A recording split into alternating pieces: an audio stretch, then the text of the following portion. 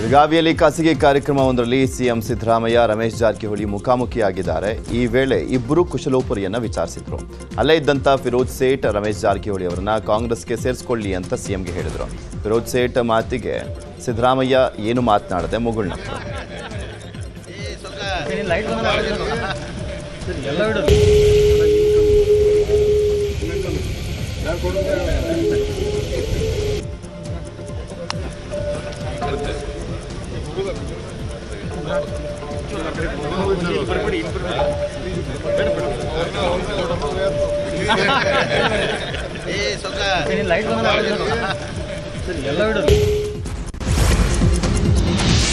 ಸಚಿವೆ ಲಕ್ಷ್ಮೀ ಹೆಬ್ಬಾಳ್ಕರ್ ಹಾಗೂ ಸಂಸದ ಜಗದೀಶ್ ಶೆಟ್ಟರ್ ಮಧ್ಯೆ ಮತ್ತೊಂದು ಹಂತದ ಜಟಾಪಟಿ ಶುರುವಾಗಿದೆ. ಅಭಿವೃದ್ಧಿ ವಿಚಾರದಲ್ಲಿ ಸಚಿವೆ ಲಕ್ಷ್ಮೀ ಹೆಬ್ಬಾಳ್ಕರ್ ರಾಜಕೀಯ ಮಾಡ್ತಾ ಇದ್ದಾರೆ. ಅಧಿಕಾರಿಗಳ ಮೇಲೆ ಒತ್ತಡ ಹೇರಿ ಅನುದಾನ ಬಳಕೆಗೆ ಅವಕಾಶ ನೀಡುತ್ತಿಲ್ಲ ಅಂತ ಶೆಟ್ಟರ್ ಆರೋಪ ಮಾಡಿದ್ದಾರೆ.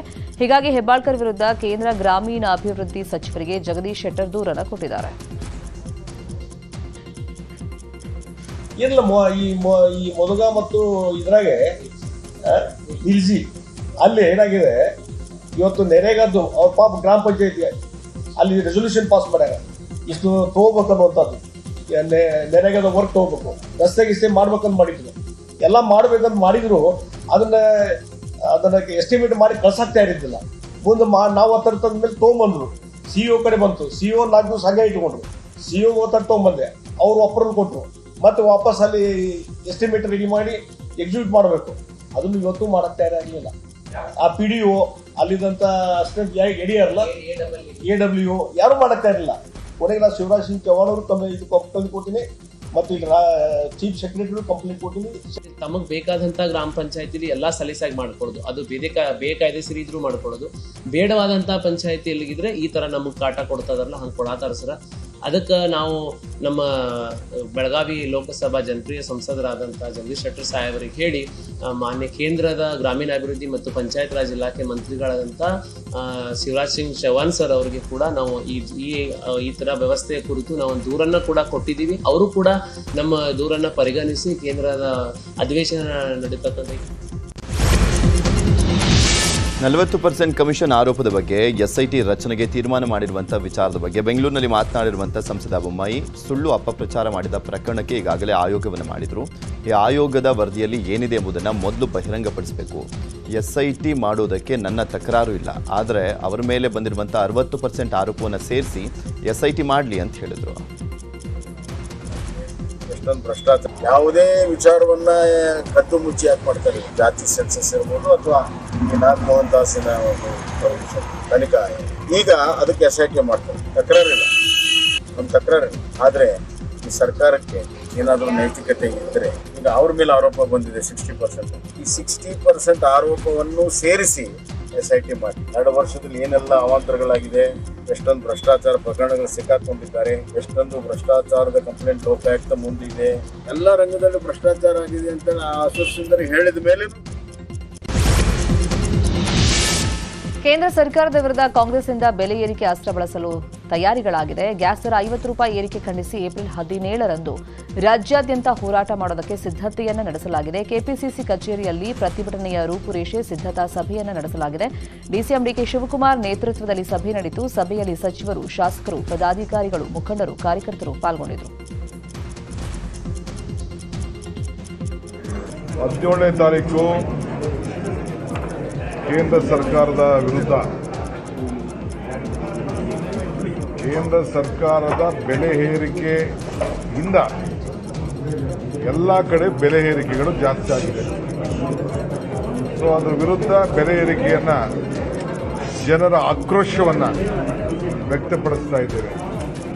ಬಿಜೆಪಿಯವ್ರಿಗೂ ಹೇಳ್ತಾ ಇದ್ದೀವಿ, ನೀವು ಬೋರ್ಡನ್ನು ಚೇಂಜ್ ಮಾಡ್ಕೊಳ್ಳಿ, ಬೋರ್ಡನ್ನು ಬಿಜೆಪಿ ಸರ್ಕಾರದ ವಿರುದ್ಧ ನಮ್ಮ ಜನ ಆಕ್ರೋಶ ಅಂತೇಳಿ ನೀವು ಬೋರ್ಡ್ ಬದಲಾವಣೆ ಮಾಡ್ಕೊಳ್ಳಿ ಅಂತೇಳಿ ನಾನು ಅಶೋಕ್ಗೆ ಮತ್ತು ಆ ಪಕ್ಷದ ಅಧ್ಯಕ್ಷರು ವಿಜೇಂದರ್ ಅವ್ರಿಗೆ ಮನವಿ ಮಾಡ್ತಾ ಇದ್ದೀನಿ.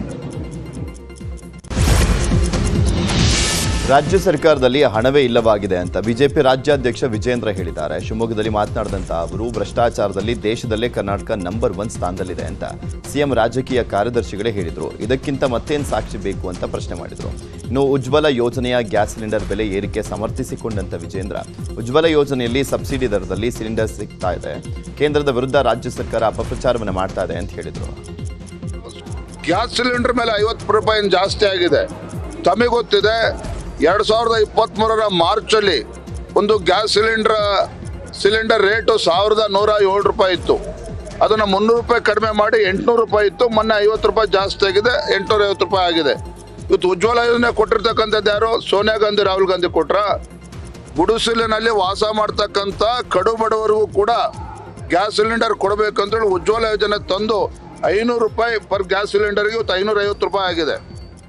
ಇದೇ ಕಾಂಗ್ರೆಸ್ ಸರ್ಕಾರ ಇದ್ದಿದ್ರೆ ಇಷ್ಟೊತ್ತಿಗೆ 2,500-3 ಸಾವಿರ ರೂಪಾಯಿ ಆಗ್ತಾ ಇತ್ತು. ಅದಷ್ಟೊಂದು ಸಬ್ಸಿಡಿ ಕೊಟ್ಟು ಇವತ್ತು ನರೇಂದ್ರ ಮೋದಿಜಿಯವರು ಜನಸಾಮಾನ್ಯರ ಪರವಾಗಿ ನಿಂತಿದ್ದಾರೆ.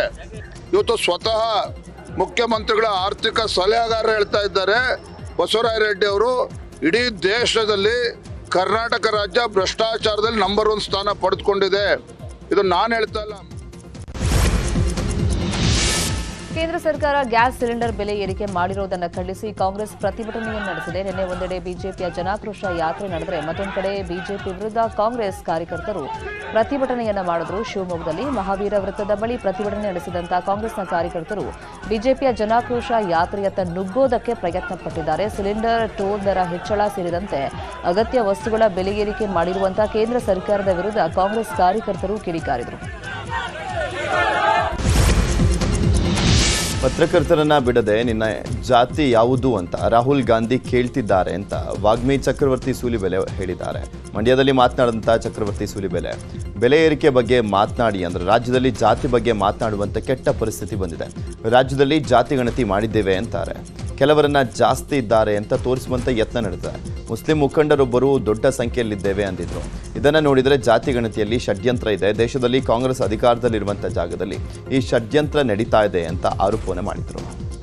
ಕೇಳಿದ್ರೆ ಮನೆಗೆ ಬಂದಿಲ್ಲ ಕೂತು ಇವತ್ತಿನ ರಾಷ್ಟ್ರದ LOP ಆಗಿರುವ ಲೀಡರ್ ಆಫ್ ಅಪೋಸಿಷನ್ ಆಗಿರುವ ರಾಹುಲ್ ಗಾಂಧಿ ಹೋದ ಕಡೆ ಪತ್ರಕರ್ತರನ್ನು ಬಿಡದೆ ನಿಮ್ಮ ಜಾತಿ ಯಾವುದು ಅಂತ ಕೇಳ್ತಾರೆ. ಇವತ್ತು ಈ ರಾಜ್ಯದಲ್ಲಿ ರಾಜ್ಯದ ಬೆಳವಣಿಗೆ ಏನಾಗಿದೆ, ಬೆಲೆ ಏರಿಕೆಯ ಕುರಿತಂತೆ ಮಾತನಾಡಿ ಅಂದರೆ ಜಾತಿಯ ಕುರಿತಂತೆ ಮಾತನಾಡುವಂಥ ಅತ್ಯಂತ ಕೆಟ್ಟ ಸ್ಥಿತಿ ಬಂದೋಗಿದೆ. ಎರಡನೇದು, ಜಾತಿ ಗಣತಿ ಮಾಡಿದ್ದೀವಿ ಅಂತ ಸರ್ಕಾರ ಹೇಳ್ತಾರೆ, ಆದರೆ ಸುಮ್ಮನೆ ಹೋಗಿ ನೀವು ಮಂಡ್ಯದಲ್ಲೇ ಜನರನ್ನ ಕೇಳಿ ನೋಡಿ ಯಾರ್ಯಾರ ಮನೆಗೆ ಗಣತಿಗೆ ಬಂದಿದ್ದಾರೆ ಅಂತ ಕೇಳಿದ್ರೆ ಮನೆಗೆ ಬಂದಿಲ್ಲ, ಕೂತು ಜಾಗದಲ್ಲೇ ಒಂದಷ್ಟು ಜನ ಇದನ್ನು ಬರೆದಿರೋ ಥರ ನಡೆದಿರುವಂಥ ಒಂದು ಸಂಗತಿ ನಡೆದಿದೆ. ಇನ್ನು ಮುಡಾ ಹಗರಣದ ಬಳಿಕ ಮೈಸೂರು ನಗರಾಭಿವೃದ್ಧಿ ಪ್ರಾಧಿಕಾರದಿಂದ ಸೈಟ್ ಪಡೆಯೋದಕ್ಕೆ ಜನ ಹಿಂದೇಟನ್ನು ಹಾಕ್ತಾ ಇದ್ದಾರೆ. ಆದರೆ ಈಗಾಗಲೇ ಸೈಟ್ ಪಡೆದಿರುವಂತಹ ಜನರಿಗೆ ಮತ್ತೆ ಸಂಕಷ್ಟ ಎದುರಾಗುವಂತ ಸಾಧ್ಯತೆ ಇದೆ. ಹಗರಣದ ಬಳಿಕ 3 ತನಿಖಾ ಸಂಸ್ಥೆಯಿಂದ ತನಿಖೆ ನಡೀತಾ ಇದ್ದು ಮುಡಾದಲ್ಲಿ ಯಾವುದೇ ಕೆಲಸ ಕಾರ್ಯಗಳು ಆಗ್ತಾ ಇಲ್ಲ. ಇತ್ತ ಪ್ರಾಮಾಣಿಕವಾಗಿ ಸೈಟ್ ಖರೀದಿ ಮಾಡಿರುವಂತಹ ಜನರು ಕೂಡ ತಮ್ಮ ಸೈಟ್ ಅನ್ನ ಮಾರಾಟ ಮಾಡಲಾಗದೆ ಪರದಾಟ ನಡೆಸುವಂತಹ ಪರಿಸ್ಥಿತಿ ನಿರ್ಮಾಣವಾಗಿದೆ. ಅಲ್ಲದೆ ಸಾಲ ಮಾಡಿ ಸೈಟ್ ಖರೀದಿ ಮಾಡಿದ ಜನರು ತಮ್ಮ ಸೈಟ್ ಅನ್ನ ಮಾರಾಟ ಮಾಡೋಕ್ಕಾಗದೆ ಇಟ್ಕೊಳ್ಳೋಕ್ಕೂ ಆಗದೆ ತ್ರಿಶಂಕು ಪರಿಸ್ಥಿತಿಯನ್ನ ಎದುರಿಸ್ತಾ ಇದ್ದಾರೆ.